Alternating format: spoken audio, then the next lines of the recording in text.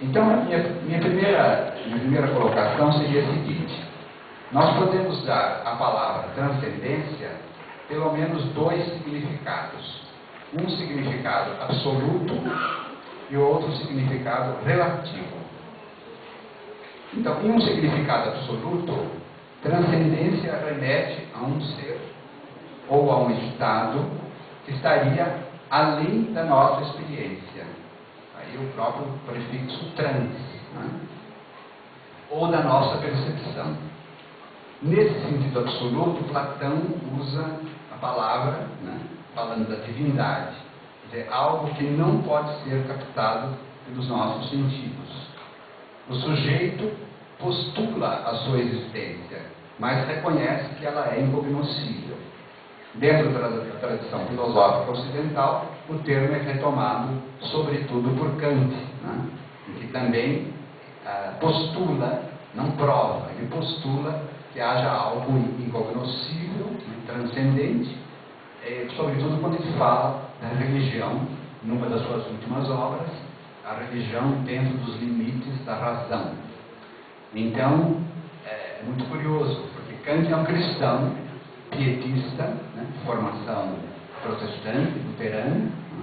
Então ele tem o sentimento da existência de um ser que está além da percepção, mas pensando no século das luzes, de alguma maneira perfazendo o iluminismo, como ele próprio diz, ele admite que não pode colocar dentro dos limites da razão a ideia de Deus, mas ele pode postular. Mas é uma coisa comovente, como que Kant chega ao transcendente pela fé, realmente. Porque pela razão, isso dentro dos quadros dele, evidentemente ele não é um tomista, nem um realista, né? Dentro dos quadros dele, não é possível provar. E a própria salvação da alma, né? A própria imortalidade, segundo ele, ela poderá ser concedida à pessoa, ao fiel, que tenha boa vontade. A boa vontade é uma espécie assim de flecha que leva, né, para a concessão da transcendência. Mas a transcendência está fora dos limites da razão.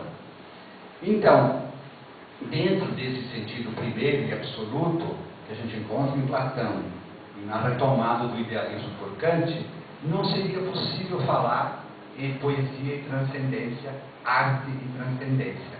A poesia e a arte, como atividades expressivas do sujeito, não poderia chegar à transcendência. Então, nós pararíamos por aqui e a conferência chegaria ao ponto final, né? Não há relação entre poesia e transcendência se a ideia de Deus é um absoluto, intransponível, incognoscível. Ficou um pouco disso na tradição calvinista, né? Deus é Deus, o homem é homem. Então realmente há um abismo intransponível, né? E a fé está no escuro.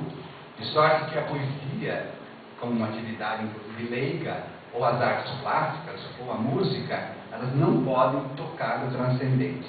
Então só numa segunda acepção do termo é que faria sentido a aproximação de poesia e transcendência. E como seria essa segunda acepção que eu chamo de significado relativo ou significado relacional? No seu significado relativo, transcendência remete a um ser que também estaria fora e além do sujeito, existindo por si mesmo, independentemente da vontade do eu, mas que pode relacionar-se com o sujeito, por meio do pensamento, da intuição, do sentimento ou da vontade. A diferença em relação à primeira posição é que nenhuma dessas, chamemos ainda tradicionalmente faculdades da alma, intuição, vontade, inteligência, pode chegar a tocar sequer a fibra da transcendência pela primeira visão. Pela segunda, existe dentro do sujeito uma intencionalidade, um termo bem da filosofia fenomenológica, uma intencionalidade, um querer chegar a, né? E esse querer chegar a, que é um movimento para a transcendência, né? É curioso que, para esse segundo significado, transcendem teorias muito diversas. Eu diria que todas as teorias epistemologicamente realistas, né, desde Aristóteles e Santo Tomás até os fenomenólogos de derivação russeliana e até mesmo os materialistas dialéticos, isto é, todos aqueles que julgam que existe um objeto independente de nós, fora de nós, seja leigo, seja sagrado, enfim, que há um mundo fora de nós, todos eles, ao falarem de transcendência, só podem pensar no movimento. Né? Então, nós nos colocamos aqui para falar a relação entre poesia e transcendência em uma posição basicamente realista, no sentido de que para nós existem objetos, existem seres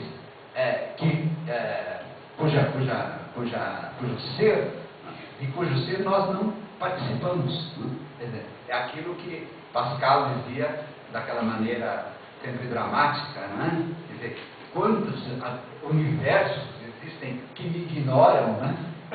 Era alguma coisa que arrepiava Pascal a ideia da existência mesma, né? De algo que não conhecia e que ele não conhecia, mas que sabia que existia. Né?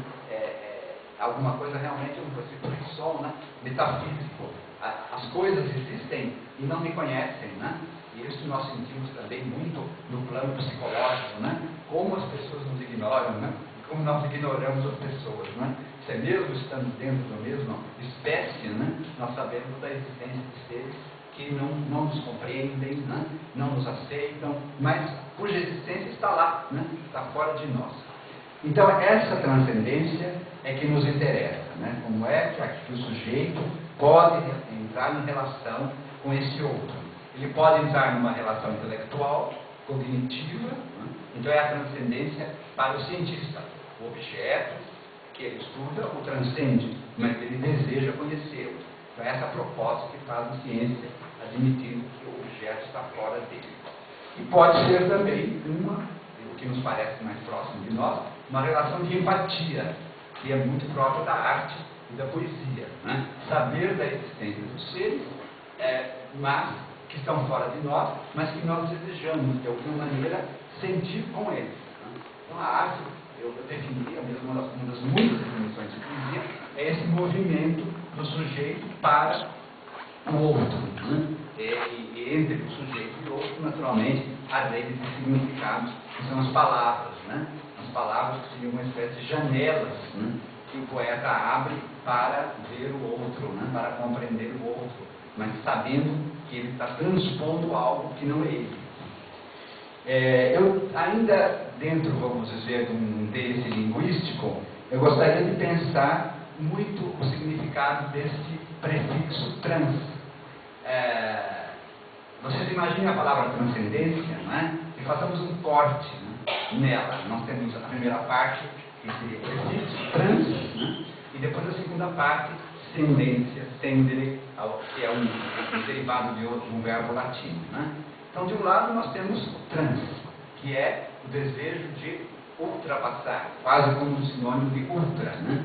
Então, eu tenho a transcendência, eu passo de um ponto para o outro. Né? Então, nós temos uma palavra como transamazônica. O que significa transamazônica? É algo que atravessa a Amazônia, mas atravessa partindo de um ponto para o outro. Né? Então atravessa toda e vai além dela. Mas o importante é o atravessar, é o percurso, é o trans como um prefixo que significa percorrer algo. Né? E a segunda parte da palavra, que é essa que é mais radical, sendere, vocês têm na palavra ascender. Quer dizer, sendere, o scendere latino, significa realmente passar para outro lado, numa direção de subir, né? Passar subindo. E nós temos o ascender. Né? Então, imagine ascender e transcender. Né? O ad, quer dizer, subir junto para algum lugar. Agora, as duas palavras têm regências diferentes. Né? Eu digo que eu transcendo meus limites. Né? Então, o transcender sempre tem a ver com o ponto de partida. Se o verbo transcender, na frase normal, se eu disser assim, isso transcende minha inteligência, isso transcende meus limites, o que significa? Eu estou usando o verbo transcender em relação ao meu ponto de partida. Isso é muito importante, porque o meu ponto de partida é a minha imanência, não é a minha transcendência.